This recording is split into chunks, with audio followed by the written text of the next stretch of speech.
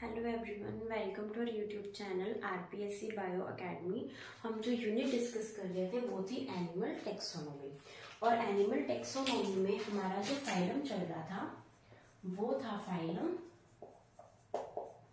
Annelida. आज हमने Annelida का क्लासिफिकेशन पढ़ना है और इसी के साथ हमारा एनेलिडा फाइलम खत्म हो जाएगा। फिर हम कल से स्टार्ट करेंगे फाइलम आर्थ्रोपोडा। अगर हम बात करें फाइलम एनेलिडा की, तो कल हमने एनेलिडा की 4 क्लासेस पढ़ी थी और उसको हमने याद किया था ओहा से। राइट, फर्स्ट क्लास थी ओलिगोकीटा, सेकेंड थी ओलिगोकीटा, थर्ड थी हीरोडेनिया एंड फोर्थ थी रैकी एनेलिडा। ये हमने कल 4 क्लासेस पढ़ी थी ऑफ फाइलम एनेलिडा। ठीक है, तो आज हमने पढ़नी है इसकी क्लासिफिकेशन। ठीक है, इनके अंदर क्या डिफरेंसेस थे वो भी हमने डिस्कस कर लिए थे। इसका जो क्लासिफिकेशन का बेस था वो था प्रेजेंस और एब्सेंस ऑफ सीटिंग। ठीक है, हमने कल ये सारी चीजें डिस्कस कर ली थी। आज हमने पढ़ने हैं इसके अंदर एग्जांपल्स जहां से क्वेश्चन आते हैं। तो सबसे पहले हम पढ़ेंगे क्लास पोलीकीट।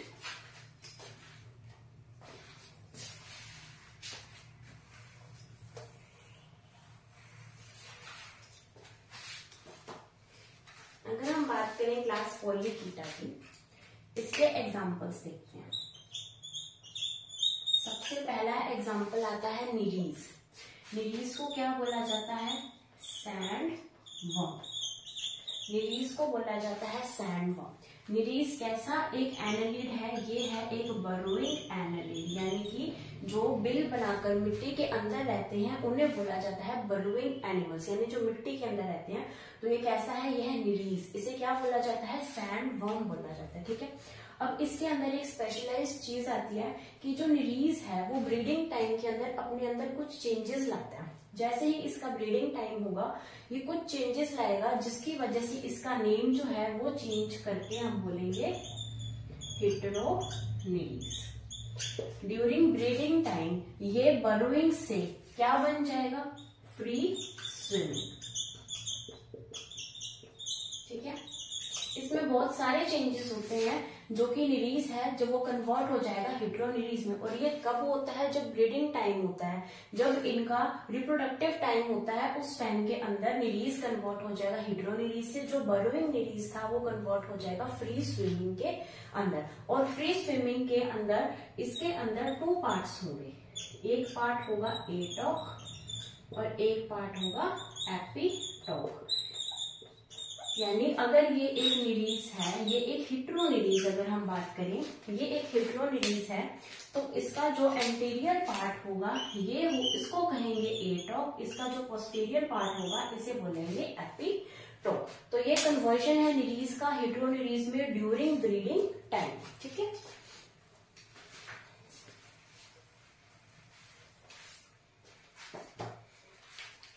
और क्या एग्जाम्पल आएंगे? अरेनिकोला। अरेनिकोला को बोला जाता है लगवर्म। उसके बाद आएगा एफ्रोडाइट। एफ्रोडाइट को बोला जाता है सी माउस। ठीक है, अरेनिकोला एंड एफ्रोडाइट। अगर हम बात करें एफ्रोडाइट की, तो एफ्रोडाइट के अंदर एक स्पेशल स्ट्रक्चर पाई जाती है जिसे बोला जाता है इल्ट्रा। एनालिड्स में इल्ट्रा कहाँ पाए जाएंगे? एफ्रोडाइट के अंदर पाए जाएंगे। और यहाँ से जो क्वेश्चन है वो बन चुका है असिस्टेंट प्रोफेसर 2020 के अंदर कि किसके अंदर 11 पेयर्स ऑफ इल्ट्रा पाए जाते हैं। तो 11 पेयर्स ऑफ इल्ट्रा पाए जाते हैं एफ्रोडाइट में, या हम कह सकते हैं सी माउस के अंदर। ठीक है, उसके बाद एग्जाम्पल आएगा कीटोप्टेरस। कीटोप्टेरस भी हम पढ़ चुके हैं जब हमने पढ़ा था कि कुछ ऐसे एनिमल्स होते हैं जो कि मैराइन वाटर में रहते हैं, तो उसका नाम हमने दिया था कीटोप्टेरस। तो कीटोप्टेरस के अंदर हमने इसका नाम भी दिया था पैडल वर्म। कीटोप्टेरस है पैडल वर्म। उसके बाद एग्जाम्पल आएगा सबेला। सबेला है पिकॉक वर्म, सबेला है पिकॉक वर्म। और एग्जाम्पल आएगा यूनाइस।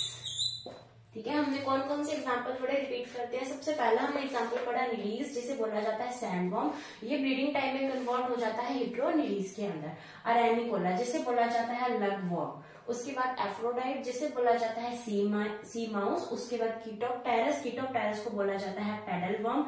उसके बाद हमने पढ़ा सबेला, सबेला को कहा जाता है पिकॉक वर्म। ठीक है, उसके बाद हमने पढ़ा है यूनाइस। ठीक है, उसके बाद यहां पर आएगा पॉलीनी। एक एग्जाम्पल हमारा और रह गया ग्लाइसेरा। ठीक है, क्या पढ़ा हमने, यूनाइस, पॉलीनी एंड ग्लाइसेरा। इसे बोला जाता है पलेलो वर्म, इसे बोला जाता है स्केल वर्म। ठीक है, यूनाइस को बोला जाता है पलेलो वर्म, पॉलिनी को बोला जाता है स्केल वर्म, और हमने पढ़ा ग्लाइसेरा, इसे बोला जाता है स्मूथ ब्लड वर्म।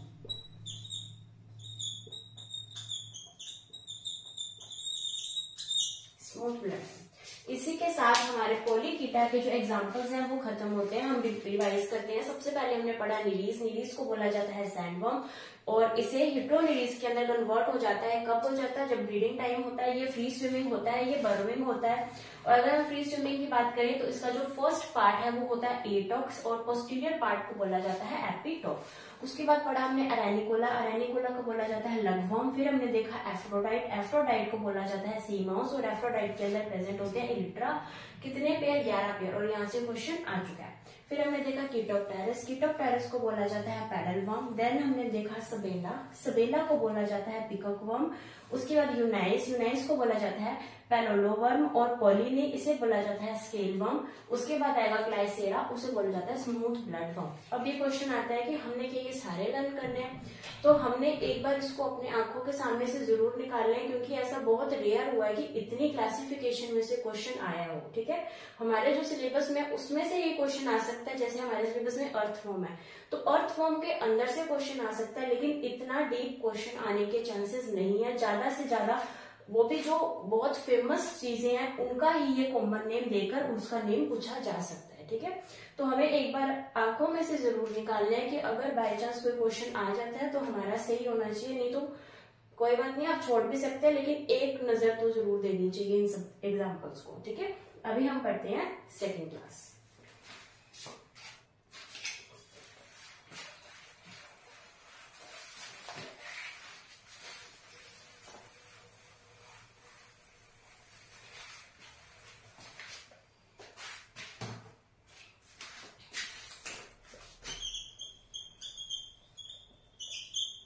ओलिगोकीटा। अब हम पढ़ते हैं ओलिगोकीटा के एग्जाम्पल्स। अगर हम ओलिगोकीटा के एग्जाम्पल्स की बात करें, सबसे पहले आएगा फेरेटिमा पोस्थुमा। ये हमारे सिलेबस में भी दिया हुआ है। ये है क्या, जिसे हम कॉमन लैंग्वेज में बोलते हैं अर्थवॉर्म। ठीक है, अब इसका आ सकता है कि अर्थवॉर्म का साइंटिफिक नेम क्या है, फेरेटिमा पोस्थुमा। ठीक है, उसके बाद हम एग्जाम्पल्स पढ़ते हैं, तो इसमें आ जाता है ड्रेविडा, इसमें आ जाता है मेगास्कोलिक्स। मेगास्कोलिक्स क्या है, ये है बिगेस्ट अर्थवॉर्म। बिगेस्ट अर्थवॉर्म इसे कहा जाता है। क्यों कहा जाता है, क्योंकि यहाँ पर देखो, इसको याद करने का सबसे अच्छा तरीका है मेगा। मेगा का मतलब होता है बड़ा। ठीक है, तो बिगेस्ट अर्थवॉर्म इसे कहा जाता है। उसके अलावा इसके अंदर आता है एग्जाम्पल नेस। नेस है एक फ्रेश वाटर अर्थवॉर्म।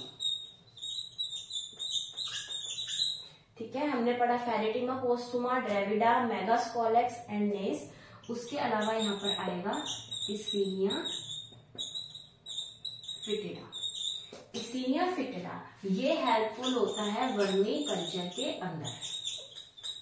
ये वर्मी कंपोस्ट बनाएगा, जिसे क्या बोला जाता है, बायो फर्टिलाइजर। यानी एज अ बायो फर्टिलाइजर हम कौन सा एनिलिड यूज कर सकते हैं, हम यूज कर सकते हैं इसिना फेटिडा। तो ये इंपॉर्टेंट भी हो जाता है। ये आपसे क्वेश्चन तो अभी तक आरपीएससी ने नहीं पूछा, बट पूछा जा सकता है। ठीक है, क्या पढ़ा हमने? फेरेटिमा पोस्टुमा, ड्रेविडा, मेगास्कोलेक्स, नेस और इसिना फेटिडा। उसके बाद एक आता है ट्यूबीफैक्स। ट्यूबीफैक्स को बोला जाता है ब्लड वर्म। ठीक है, इसी के साथ हमारे जो एग्जांपल्स हैं ऑफ क्लास ओलिगोकीटा ये खत्म होते हैं। ठीक है, अभी हम चलते हैं नेक्स्ट क्लास की तरफ, हिरुडीनिया।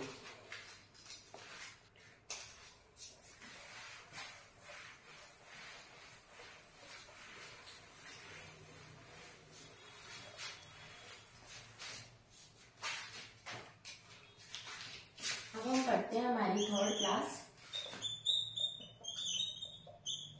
हिरुडीनिया। अगर हम बात करें हिरुडीनिया की, तो सबसे पहला यहाँ पर एग्जाम्पल आएगा हिरुडीनेरिया। हिरुडीनेरिया जो कि हमारी कॉमन लीच होती है, उसे हम क्या बोलते हैं? हिरुडीनेरिया।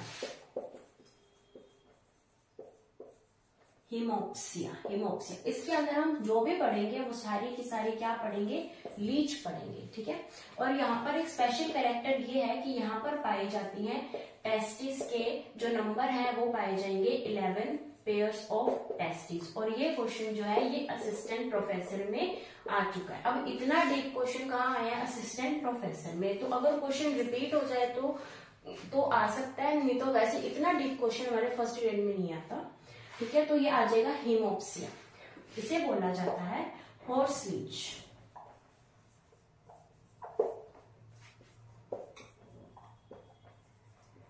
हीमोडिप्सा, इसे बोला जाता है टेरेस्ट्रियल लीच।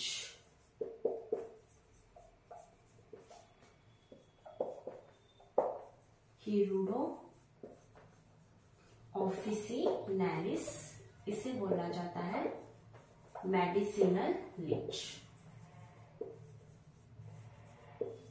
हमने अभी तक जितनी भी लीचेस पढ़ी हैं सब कहाँ से स्टार्ट हो रही है? एच से। यानी एच से हमने कितनी लीच पढ़नी है? 4। एक तो कॉमन लीच आ जाएगी हिरुडीनेरिया, एक आ जाएगा हिमोप्सिया जिसे बोला जाता है हॉर्स लीच, एक आएगी हिमोडिप्सा जिसे बोला जाता है टेरेस्ट्रियल लीच, और आएगा हिरुडो ऑफिसिनैलिस जिसे बोला जाता है मेडिसिनल लीच। ठीक है, अभी इसके आगे बढ़ते हैं।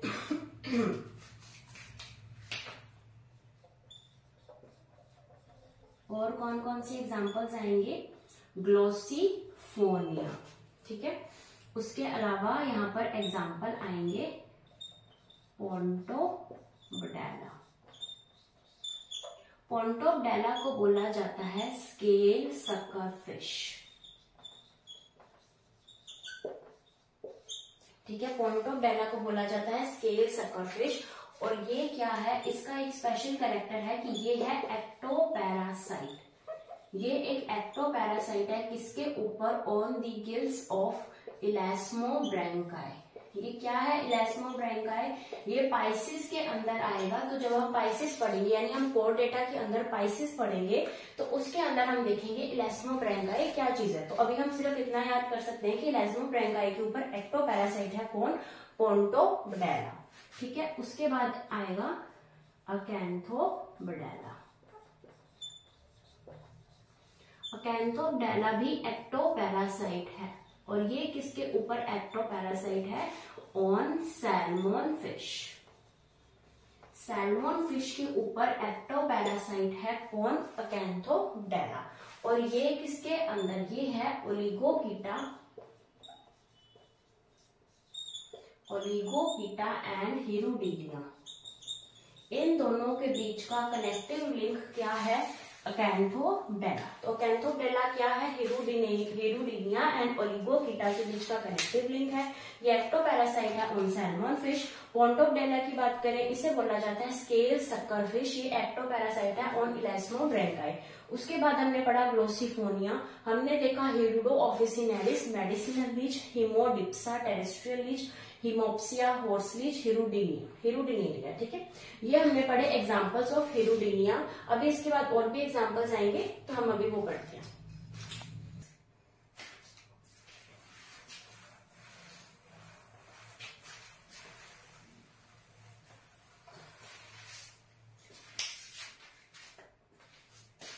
ठीक है, इसके अंदर जो एग्जाम्पल रह गया था वो था बोनेलिया। हमने क्या इसके अंदर इतने एग्जाम्पल्स पढ़े थे, उसके अंदर एक एग्जाम्पल ये रह गया था बोनेलिया। ठीक है, अभी हम पढ़ते हैं हमारी फोर्थ क्लास। फोर्थ क्लास कौन सी थी हमारी? अरेकी एनालिडा। अरेकी एनालिडा। अरेकी एनालिडा इतनी कोई इंपॉर्टेंट क्लास नहीं है हमारे लिए, लेकिन फिर भी हम इसके एग्जाम्पल्स पढ़ लेते हैं, बाई चांस आ गया तो। इसके एग्जाम्पल है पोलीगोर्डिया एंड प्रोटोड्रिलस। पोलीगोर्डिया एंड प्रोटोड्रिलस। ठीक है, हिरुडीनिया क्लास हमने पढ़ी। हिरुडीनिया के अंदर हमने इतने एग्जाम्पल्स देखे, एक था बोनेलिया। ठीक है, बोनेलिया जो है ये हम एक और जगह पढ़ेंगे जब हम पढ़ेंगे जेनेटिक्स। जेनेटिक्स के अंदर हमारे सिलेबस में है सेक्स डिटर्मिनेशन, तो सेक्स डिटर्मिनेशन के अंदर भी हम बोनेलिया को पढ़ते हैं। ठीक है, उसके बाद अरेकी एनालिडा के अंदर हमने देखा पोलीगोर्डिया एंड प्रोटोड्रिलस। ठीक है, उसके बाद एक टर्म आती है